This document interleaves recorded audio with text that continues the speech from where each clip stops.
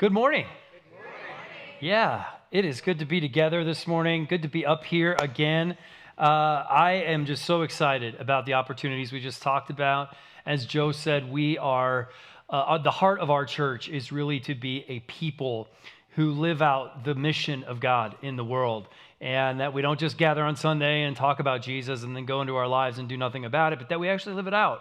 And we believe that you have the opportunity and ability to make an impact in small and big ways. So please go talk to Dave and Sherry. Man, you talk to them for 3 minutes and you'll be like, I'm all in. Let's do it. They are the most excitable people I've ever met. They are passionate about it. And I'll stop talking about it because I'll get fired up. We'll just do a totally different thing. But do that. Please jump in. Head first. Get out there. Make an impact. You can do it. Okay. Where do you feel stuck these days? Where do you feel stuck these days? Because I'm going to guess that there's probably some area in your life where you feel a little stuck. You know, do you feel stuck, say, with your finances? Like you just can't get ahead? I just can't quite figure it out. Do you feel stuck with your parenting? Been there. Do you feel stuck in your marriage? Not in your marriage, but with your marriage. Sorry. Two different things. With your marriage. Some of you are like, no, it's in the marriage. No, don't say that. Maybe with your mental health, you feel stuck. Anxiety, depressed. Do you feel stuck with your physical health? I can't figure it out. I feel lethargic all the time. I don't sleep well. I'm overstressed. Do you still feel stuck with your prayer life? Do you feel stuck with your relationship? Where do you feel stuck right now? Because I think if we're all honest with ourselves, we all feel a little stuck somewhere, don't we? We all feel a little stuck somewhere. And you know, I've got to thinking it's really kind of a natural experience for us as humans to get stuck. We get stuck all the time. It just happens. It's a part of what it means to live in a broken world. And the question then becomes is, how do we respond when we feel stuck? I mean, because that's really where things can go really, really wrong if we're not careful, how our response to feeling stuck is. Now, if you're like me, when you get stuck in life, your immediate response is to find a better way. This is like my mantra and has been for years. And it's got me far in places and it's gotten me in a lot of trouble in places. But my immediate response when I get stuck is there's got to be a better way. I got to be able to find an alternative to what I'm doing right now because clearly what I'm doing right now is not working. So what's the alternative? And so you start to reroute your life in an effort to get you unstuck. Maybe that's like you. Or maybe you just throw in the towel. You're just like, whatever, I can't do this. You know what? I'll just be broke the rest of my life. It's never going to work out, right? My kids are off the rails. There's nothing I can do about it, right? Physically, I don't know. I'm just going to be stressed and worn out. I'll never get a good night's sleep. Just whatever. Or maybe you just start to press harder. You're just like, no, pull my boots up. Let's go. We're going to get through this, right? You push your way out of feeling stuck, and it only leaves you frustrated and exhausted. And, you know, there's like a wake of dead bodies in your behind you. Maybe that's how you deal with the stuckness in your life. You know, all of us have this method, this coping mechanism for how we deal with the stuckness in our life, right? But are any of the methods that we often choose, are any of them really all that helpful? And even more importantly, are they at all what God has in mind for us when we find ourselves stuck in life? Well, last week, Pastor DJ, give it up for Pastor DJ. Pastor DJ jumped back into Acts chapter 18 after we took a little brief hiatus and talked about our church and the mission of our church. And at the start of chapter 18, Paul, we see, the Apostle Paul leaves Athens and ends up in the city of Corinth, where he meets two people, Priscilla and Aquila. And Paul shares a certain affinity with them, if you will. They're tent makers who love Jesus, right? So they partner up in both business and spreading the gospel. However, Paul, like so many other places, isn't very well received among the Corinthians, especially the Jewish people in Corinth. Now, Paul's not a stranger to this. This is what happens every time he goes from one place to another. And so after being opposed and insulted at the synagogue where he usually would go, first place he would go to, Paul determines, look, I'm going to focus my time and energy on the Gentiles in Corinth, and Gentiles being non-Jewish people living in Corinth. Now, because of its southern location in the country of Greece, or modern-day Greece, Corinth was considered one of the greatest trading and commercial centers of the first century, which means a couple of things. It was highly diverse. There were people from all over the world who took residence and who lived, even temporarily, in the city of Corinth. But it also, because of its trading location, was a place of extreme prosperity. Wealth was abundant, as was luxury and debauchery. Sky's the limit, right? In fact, if a Corinthian was ever portrayed in a Greek play, get this, if there was a Corinthian who was portrayed in a Greek play, they were always drunk. That was sort of the stereotype of someone who was from Corinth.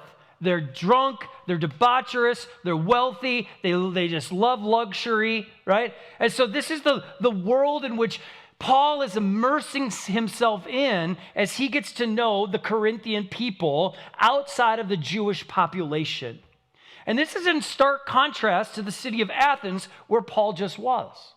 In the city of Athens, you have a completely different culture. It was considered intellectual, disciplined, and philanthropic even. There was a sense of which we want to help one another as we navigate how we exist in this world together. Nevertheless, it is here in Corinth that Paul would end up doing some of the greatest work for the gospel. In this luxurious, undisciplined, debaucherous, wealthy city, God would begin to do some of his greatest work. It's also in Corinth where Paul would be given guidance from Jesus himself, which was a rare occurrence. Only a couple of places do we see in the New Testament, in the book of Acts specifically, where Jesus speaks directly to Paul. But he does it in Corinth. And what he says, I believe, is a key that helps to unlock our stuckness. So let's pick up the story in Acts chapter 18, starting in verse 7. By the way, if you haven't done so yet, you can open up the YouVersion app. Follow along with everything we're going to talk about here, okay? Acts chapter 18, starting in verse 7. Then he left and went to the home of Titius Justus, a Gentile who worshiped God and lived next door to the synagogue. Crispus, the leader of the synagogue, and everyone in his household believed in the Lord. Many others in Corinth also heard Paul, became believers, and were baptized. Now, I don't think that it's a coincidence, and DJ mentioned this last week, it's a coincidence that Paul chooses to start his ministry to the Gentiles in the house right next door to the synagogue. It's like he walks out the synagogue and he goes, I'm going to stay right here. I want you all to take notice of what God's going to do right outside your front door.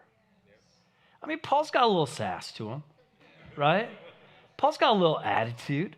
He's not one to put down for a fight, right? He's willing to let those who ought to be following God to know what it looks like to actually be following God. I mean, Paul is really just saying, look, if you're going to mock and oppose me in the synagogue, then I'm just going to go next door and do what I am here to do. And you know what? It works. The text says that many in Corinth, including the leader of the synagogue, believe and are baptized. Can you imagine that scene? As Crispus comes and he's believed to be baptized, Paul just going, I told you. I told you, this is what happens when you listen to God and you start to follow Jesus. Now, at this point, Paul's MO would be to get things established a bit in Corinth, and then he would move on. That was typical. Paul never stayed in any one place a very long time. He got up, got things running, he appointed some leaders, and then he moved on to the next city. But his time in Corinth would actually be much different. Here's what it says in verse 9. It says, one night the Lord spoke to Paul in a vision and told him, don't be afraid, speak out, don't be silent, for I'm with you and no one will attack and harm you, for many people in this city belong to me.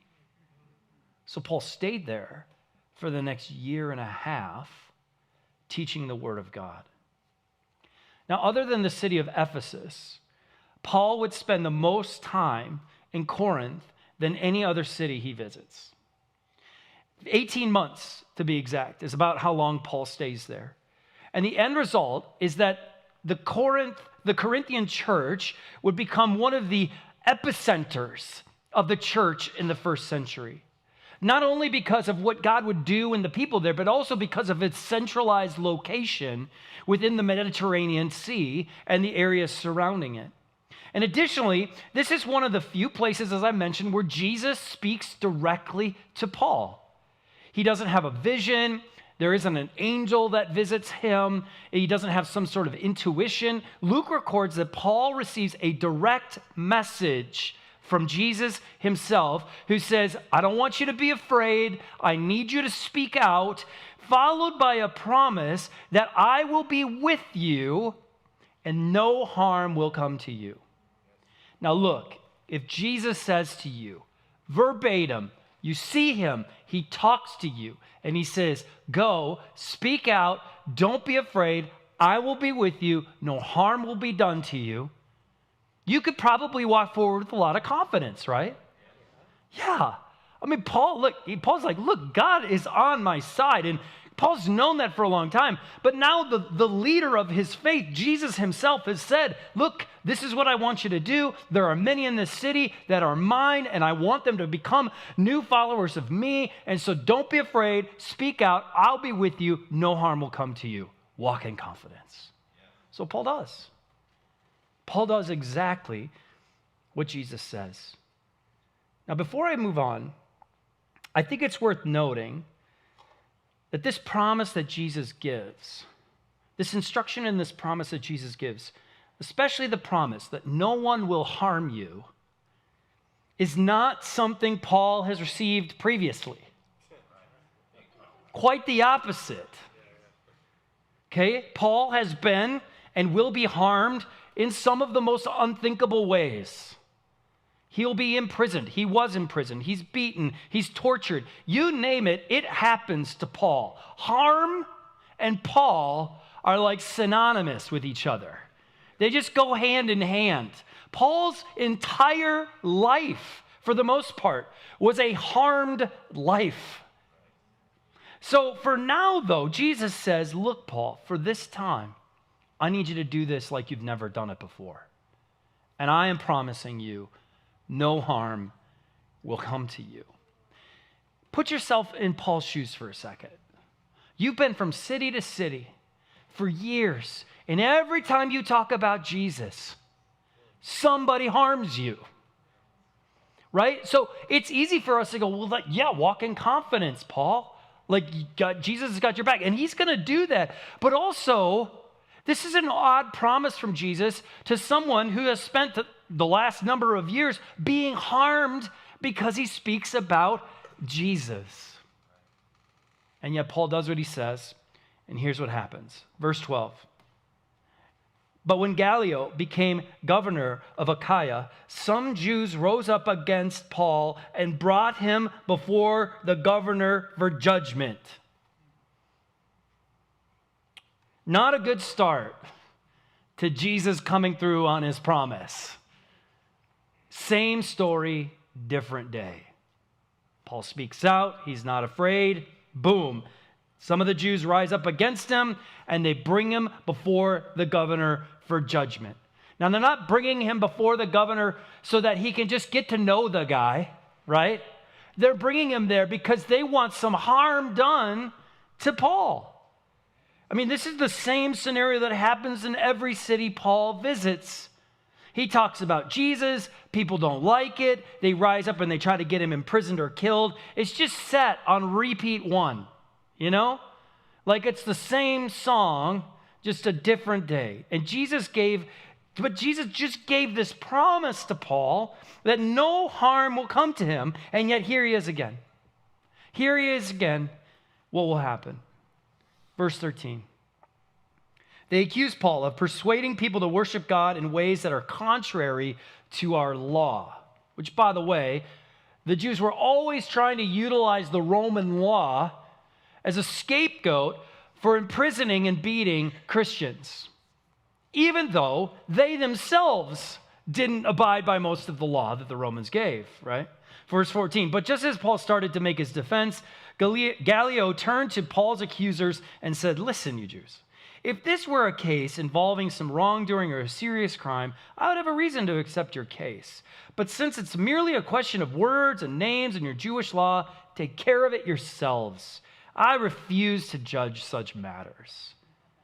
And he threw them out of the courtroom. He might be the laziest judge ever. That's okay, right? The crowd then grabbed Sosthenes, the leader of the synagogue, and beat him right there in the courtroom. But Gallio paid no attention. This is a very unlikely turn of events.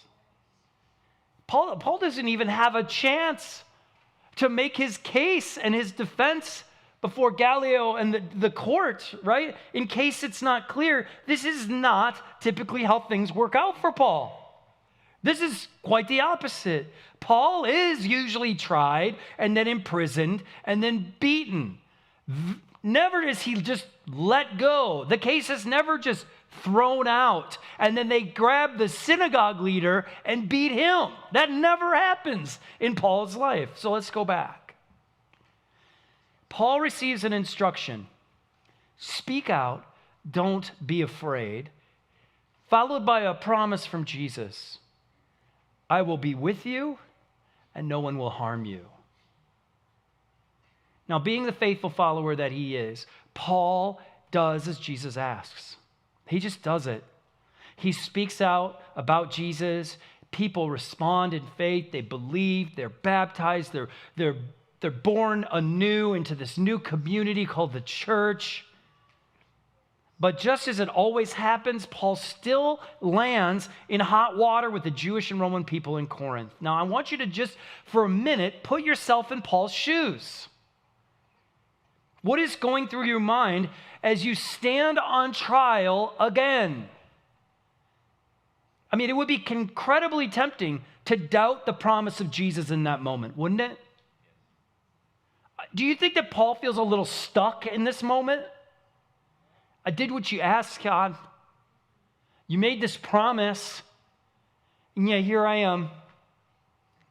Same place I always end up, on trial, just trying to figure out whether they're going to torture me or beat me or throw me in prison or kick me out of the city. I don't know. But here I am again. I mean, I would be tempted to wonder if the promise Jesus made is even worth trusting at that point. After all, it's just a matter of time, right? And Paul knows it's just a matter of time before I'm thrown in prison again and beaten. Paul did what was asked of him.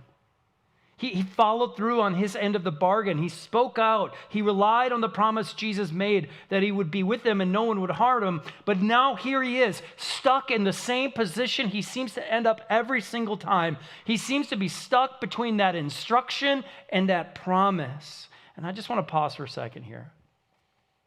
Because where Paul is in this moment is where we spend a lot of our lives. If you follow Jesus, if you're on even the fence about following Jesus, man, I'm so glad you're here, by the way.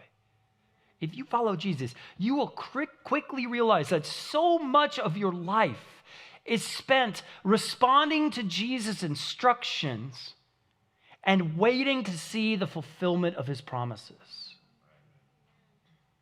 And I'll be honest with you, there are times, many times, where you feel a little stuck in between those two. Paul is waiting in the courtroom and undoubtedly wondering, will Jesus come through on his promise? Now, unfortunately, it's in this in-between space, this stuck place where people can often get lost and make a whole lot of bad choices. I just want to go back to the book of Exodus as an example. Take the Israelites. You might know the story, right? God instructs them to leave the land of Egypt where they're enslaved, and then he promises them that they are going to be led to a new land that will be theirs, a land flowing with milk and honey, this beautiful place where God will rule, where they'll be free to worship him and to live their lives as he intended. So the instruction is, leave Egypt, go to this land that I am calling you to. And the promise is, I will lead you to this land, and it will be your land, where you will be free to worship me and to live as I have intended. Now, I'm guessing the Israelites thought, okay, right? We'll just get on our donkeys. We'll just ride over. Piece of cake. We'll be in the land, right? It's like us. Like, I'm just going to get in my car. I'm just going to drive to California, right? I'll be there. 6-7 hours, we'll be there. Boom. All right? This is not how it happens for the Israelites, right?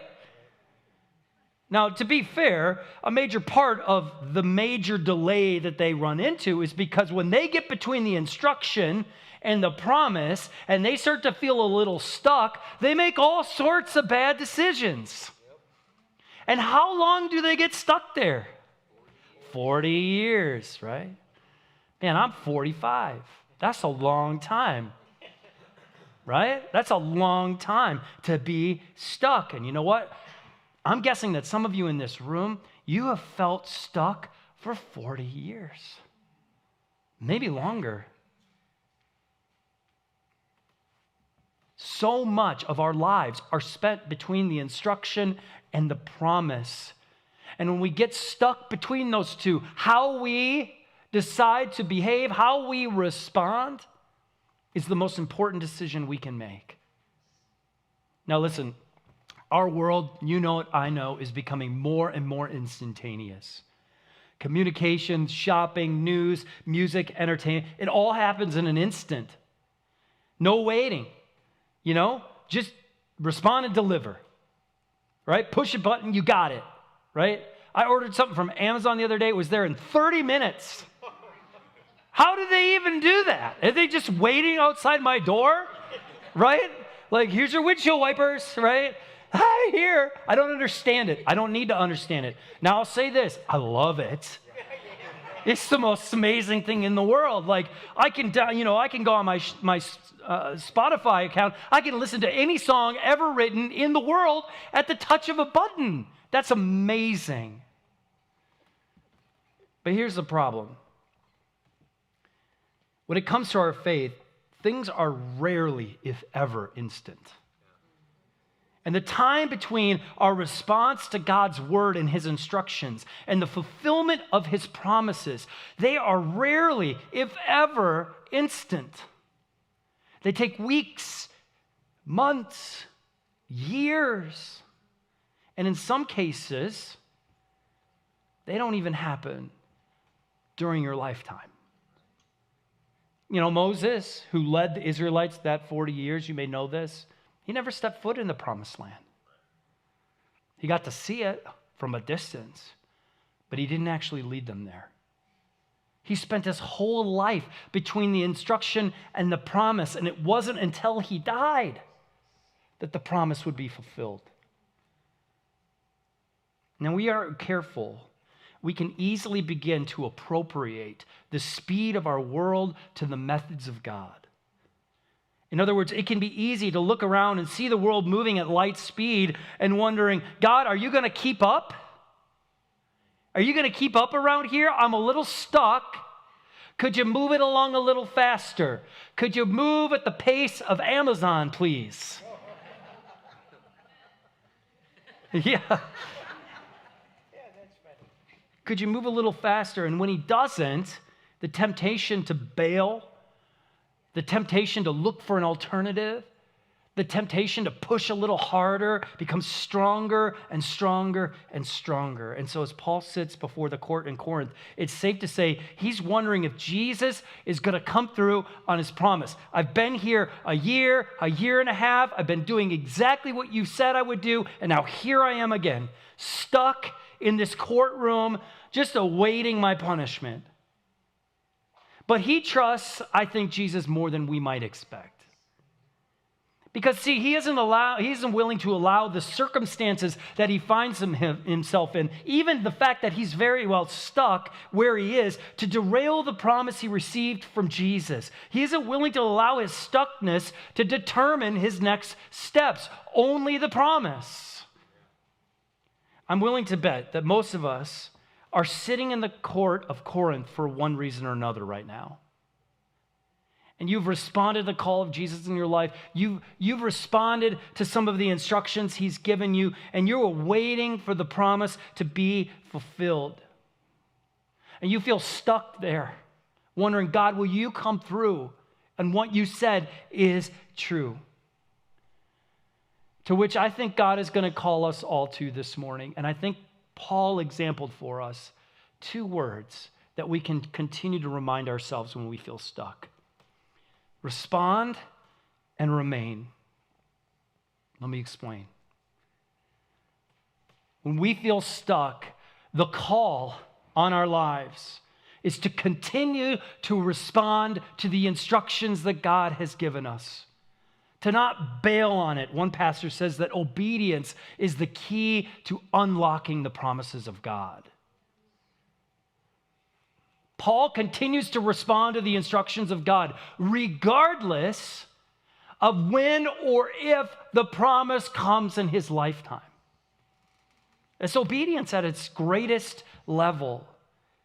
So we too, when we feel stuck, we are called to continue to respond faithfully to the instructions God has given us, and then also to remain in the promises he's given. To not lose sight of them, to hold tightly to them, to remind ourselves of them, that Jesus is faithful, to look back at a story like Paul in Corinth in Acts chapter 18 and go, see, Paul was stuck and Jesus still came through. And he will come through for me too. He will come through for this church. He will come through for this world. I need to just continue to respond in faith and discipline and obedience to him and remain in the promises he's given to us. I'm telling you right now, I get it. That is not a popular message. I want it now. Right? I want it even if I don't follow the instructions of God. I still want the promise. This is not how God set it up. Jesus is calling us to a faithful life. And when he says something, he means it. Amen. Not just what he promises, but what he instructs as well. So here's what I'm saying. If you feel stuck, this might not be what you want to hear today, but it's what you need to hear. If you feel stuck, respond to the instructions God has given you and remain in his promises. Look, the world around us, the circumstances, all that, it's going to change. He's not changing. When he says something, he means it. We have this statement in our home, and actually my wife's going to preach on it in a few weeks, which, look out, ladies and guys.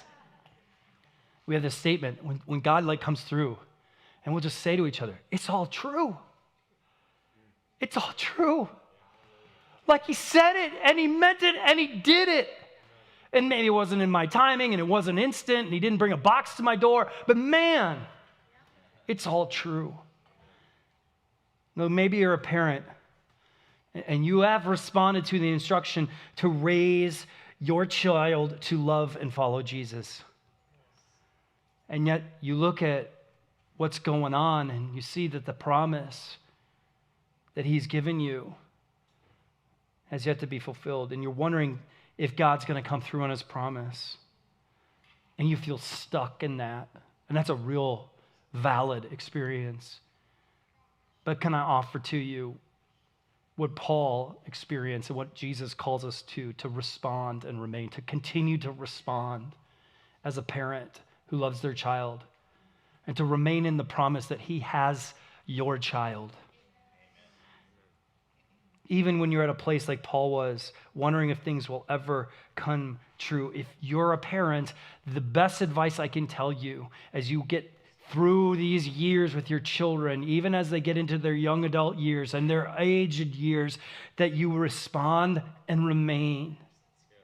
Keep showing up. Keep responding to the instruction to raise your children up to love and follow Jesus, and remain in the promise that he has them, that he's with them, that he's working in them.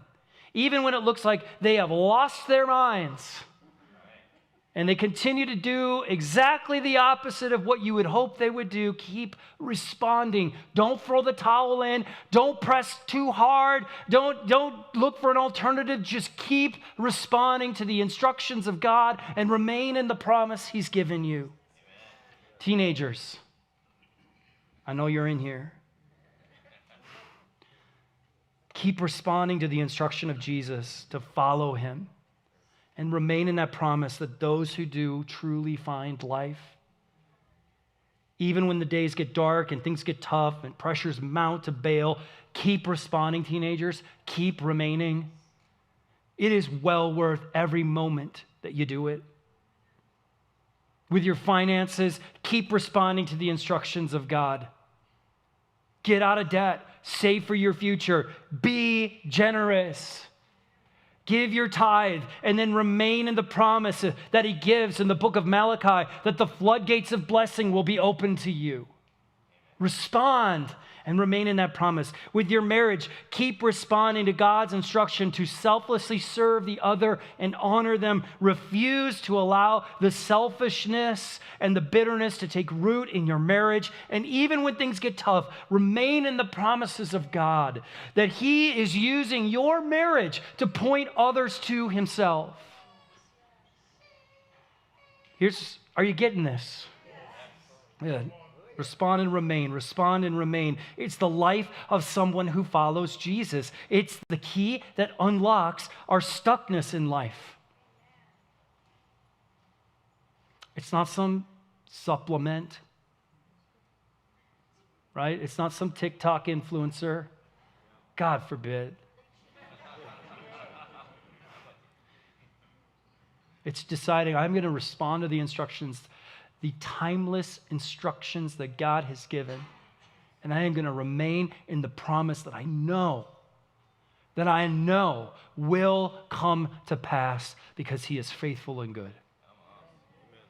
Now, here's what I want you to do this morning. I want you to ask yourself a couple of questions, especially about that area in your life where you feel stuck. I want you to ask, the first question I want you to ask is, do you know what God has instructed?